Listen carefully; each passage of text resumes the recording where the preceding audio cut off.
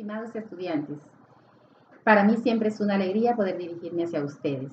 El día de hoy vamos a tratar un tema muy bonito que es acerca de las personas. Vamos a decir qué son las personas, qué son los sujetos jurídicos, cómo se clasifican y qué atributos tienen.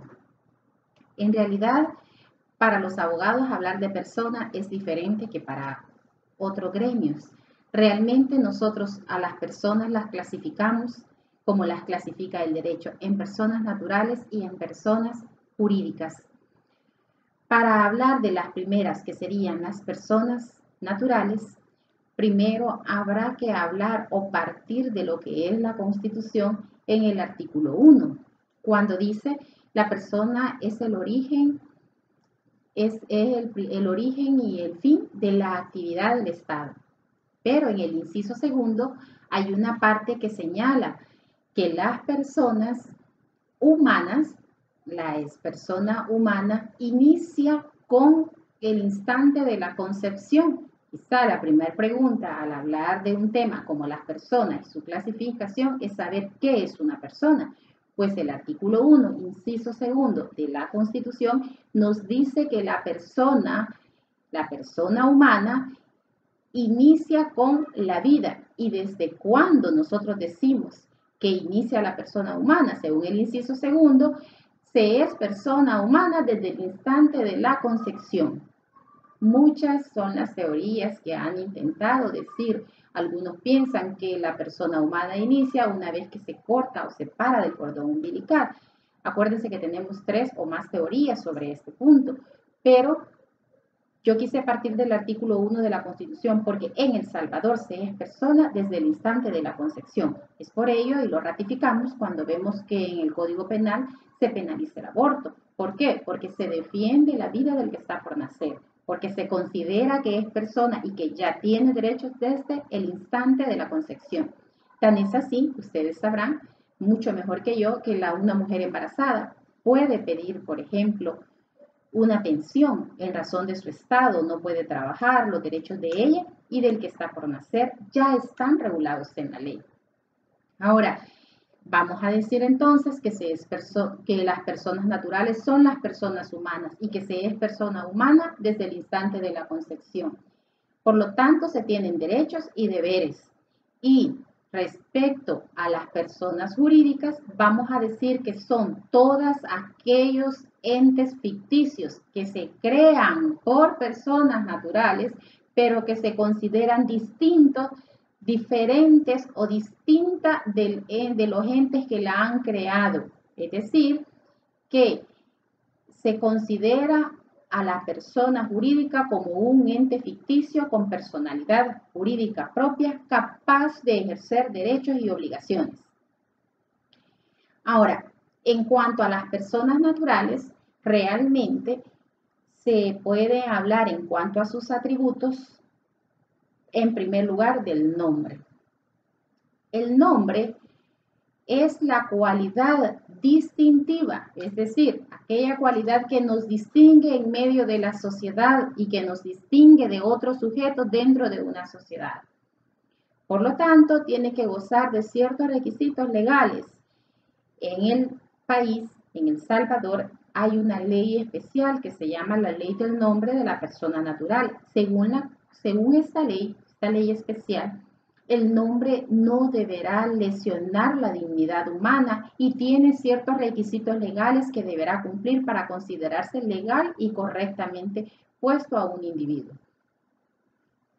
Teniendo claro que el nombre, en el caso de las personas naturales, se rige por una ley especial, pensemos ahora en el nombre de las personas jurídicas. En el caso de las personas jurídicas, estamos diciendo que el nombre puede ser razón social y puede ser denominación, pero al igual, tanto la persona natural como la persona jurídica tiene o goza del atributo de poseer un nombre. Otro segundo requisito sería el domicilio. ¿Qué es el domicilio? El domicilio, según el título preliminar en nuestro Código Civil, establece que el domicilio es la residencia acompañada del ánimo de permanecer en ella. Ahora, hay una clasificación en cuanto al domicilio y viene a ser el domicilio civil y el domicilio político. También muchos hablan de la clasificación en cuanto al domicilio convencional, el domicilio legal, y vamos a ver cada uno de estos. En cuanto al domicilio por parte de la persona natural, decimos que el domicilio convencional es aquel al que las partes de manera voluntaria se someten por convención o por voluntad, dicen cuál y señalan cuál va a ser el domicilio donde van a estar siendo citadas ante una relación jurídica. El domicilio civil es en el que se mantiene la persona la mayor parte del tiempo y en el que se reconoce como su asiento.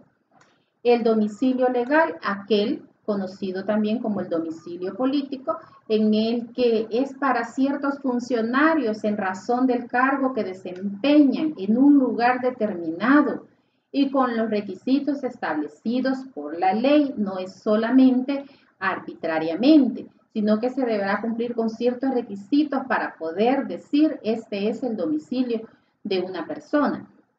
En el caso, por ejemplo, de los militares, en el caso de los cónsules, de los agentes diplomáticos, en los lugares donde ejercen esa función, ese se va a considerar que es su domicilio. Ahora, en cuanto a las personas jurídicas, ¿por qué es importante también el domicilio? Bueno, porque ese es el lugar en donde en cualquier momento se le va a emplazar, en el que se le va a notificar algo, en el que los acreedores van a reconocer a la hora de notificar o dar un informe, una noticia, una notificación. Tienen que tener un lugar establecido como asentamiento en donde pueden ubicar a esa persona jurídica, llámese esta una empresa o una sociedad. Recordemos que tiene personalidad propia, por lo tanto tiene derechos y tiene también obligaciones jurídicamente hablando. Al inicio yo les hablé de que las personas se dividen en naturales y jurídicas y cuando estas personas son objeto de una relación jurídica procesal, estamos o entramos en presencia de lo que se llaman sujetos jurídicos, porque están siendo sujetos de una relación jurídica. Entonces, para continuar con los atributos de la persona natural y de la persona jurídica, un tercer atributo sería el patrimonio. ¿Qué es el patrimonio? Bueno, el patrimonio lo constituyen los derechos, los deberes y todos los bienes y todo aquello que en un momento dado tiene un valor pecuniario y le pertenece a la persona. Todas las personas tenemos un patrimonio, solamente tenemos un patrimonio. Esto es bien importante y es siempre valorable en dinero. Tiene que ser con un contenido patrimonial, bienes, derechos, deberes que contienen un contenido intrínseco eminentemente patrimonial o económico, como se le conoce. Eso es el patrimonio y las personas solo tenemos como característica principal un patrimonio, pues la persona jurídica en cuanto al patrimonio, de igual manera solo tienen un patrimonio las personas jurídicas, que puede estar reflejado en el pasivo y en el activo de sus estados financieros.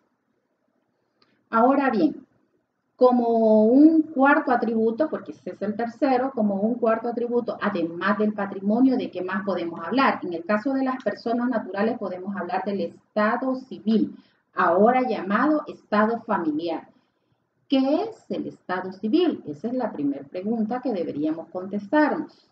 El estado civil, hoy denominado estado familiar en nuestro país, es aquel lugar que ocupo dentro de la familia, es decir, se me es dado en razón a las relaciones interno-familiares de la persona. Por ejemplo, cuando se nace se es hijo, se es hermano si hay otro hermano, cuando se casa se es esposa, se es casado, se divorcia, es divorciado, el estado civil. Son ejemplos de estado, del famoso estado familiar, son ejemplos.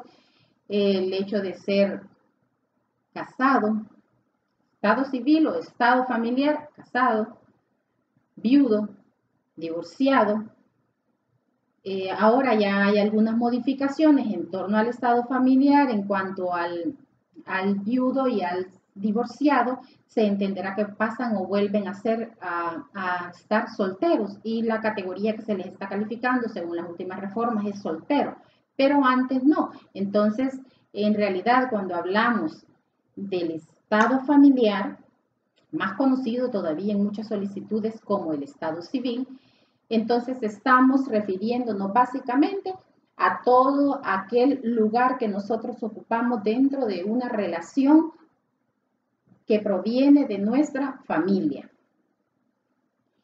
El lugar que ocupo dentro de ella. En esa calidad, esa es la que nos designa o distingue en cuanto a lo que es el estado civil. Algo muy curioso, pero interesante de decir es que las personas jurídicas carecen de estado familiar, porque obviamente ellas no tienen una familia, son entes ficticios creados por personas naturales que no tienen ya nada que ver una vez creado el ente con ellas. Entonces, ya no tienen nada que ver y que la persona jurídica pasa a ser una persona ficticia, digámoslo así, jurídicamente tiene existencia, tiene compromisos, deberes, derechos jurídicamente hablando, pero no es una persona humana, por lo tanto no tiene familia, y si no tiene familia no puede tener estado familiar, no puede tener estado civil. El último de los atributos de la persona natural es la nacionalidad. Realmente la nacionalidad es el vínculo que nosotros tenemos en virtud de el vínculo jurídico que nosotros tenemos en virtud de dos derechos, el famoso jus solis y el jus sanguinis. El jus sanguinis es el derecho de sangre, aquello de que yo pertenezco a un estado porque soy hijo de padre o madre salvadoreña. El jus solis, el hecho de haber nacido en ese suelo, aunque no sean mis padres salvadoreños, pero nazco aquí en este país, entonces el vínculo jurídico establecido a raíz de esos derechos es lo que conocemos como la nacionalidad. Quizás algo que me gustaría aclarar es que la persona jurídica también es importante que se determine su nacionalidad, pues ello determina ciertos derechos y deberes que tenemos como personas. Entonces, la nacionalidad es muy importante. Recuerden que en materia de comercio, la nacionalidad en una sociedad no es lo mismo los requisitos que debe cumplir una sociedad extranjera que los requisitos que debe cumplir una sociedad en nuestro país. Entonces, la nacionalidad sí es importante, igual para las personas naturales y sí es un atributo de la personalidad. A la persona jurídica, la personalidad jurídica propia se las da el registro en el momento en que se constituyen con todos los requisitos formales. No basta solo eso, sino que habrá que irla a inscribir. Si es una sociedad, al registro de comercio; si es una asociación, a la institución pertinente. Pero desde el instante en que se inscribe ya surte efectos para terceros, entonces la persona jurídica ya tiene esos atributos de los que hemos venido hablando. Entonces, básicamente los atributos de la persona natural y de la persona jurídica son básicamente los mismos, exceptuándose el estado civil o estado familiar, que no lo tienen las personas jurídicas. Otra aclaración que me gustaría hacer es la importancia en cuanto a la personalidad jurídica que las tienen. Quizás como a manera de ejemplo quisiera decirles que son ejemplos de personas naturales, todos los seres desde que nacemos. Mario, Luis, María, Juanita, Luisito, que acaba de nacer, que tiene un mes, Julio, que tiene 19 años y el que tiene 60, todos son ejemplos de personas naturales. Y de las personas jurídicas, las sociedades. Las sociedades que son entes creados por otras personas y que crean a una persona distinta con personalidad jurídica propia, con derechos y deberes, eso es un ejemplo de persona jurídica. Una asociación es una persona jurídica. Otro ejemplo, una fundación, esa es persona jurídica. Un banco es una persona jurídica. Una ONG, sí, y tiene personalidad jurídica diferente de acuerdo a su naturaleza y a su finalidad. Y de acuerdo a su naturaleza, también hay una ley especial que la rige y que le da los requisitos que debe cumplir como persona jurídica. Ya están establecidos para cada una, no es lo mismo para una empresa que para una sociedad porque es diferente, para una asociación que también es diferente, para una fundación los requisitos son diferentes, pero todas son personas jurídicas y que se van a someter en función a su naturaleza a ciertas leyes especiales distintas que rigen su accionar. Quizás la última aclaración que les decía, básicamente son los mismos requisitos bajo la salvedad y por excepción el caso claro de lo que es el estado familiar. En cuanto a la capacidad, también podremos ver alguna pequeña distinción marcada porque las personas jurídicas solamente tienen capacidad de ejercicio. En cambio, las personas naturales tienen capacidad de ejercicio y tienen capacidad de goce. Estoy a punto de terminar, solo les aclaro esta última idea. En cuanto a la capacidad de goce, la tienen todas las personas, por eso mencioné Luisito de un mes, María, Juan, Pedro, el que tiene 60 años, el que acaba de nacer ya tiene derechos, sí, pero es en razón de su capacidad de goce. ¿Cuándo va a tener capacidad de ejercicio? Cuando cumpla los 18 años y él tenga la capacidad para poderse obligar y ejercer derechos y exigir y poderse obligar es también poder cumplir ante terceros. Y las personas jurídicas solo tienen la segunda, que sería lo que es la capacidad de ejercicio. Es decir, desde el instante en que se inscriben en el registro respectivo, ya ellas tienen definida y clara, nacen a la vida jurídica y ya tienen capacidad de ejercicio. Ya pueden operar, ya pueden actuar y ser responsables de sus actos. Agradezco mucho su atención. Gracias de verdad por esta oportunidad tan grande que me dan de dirigirme a ustedes.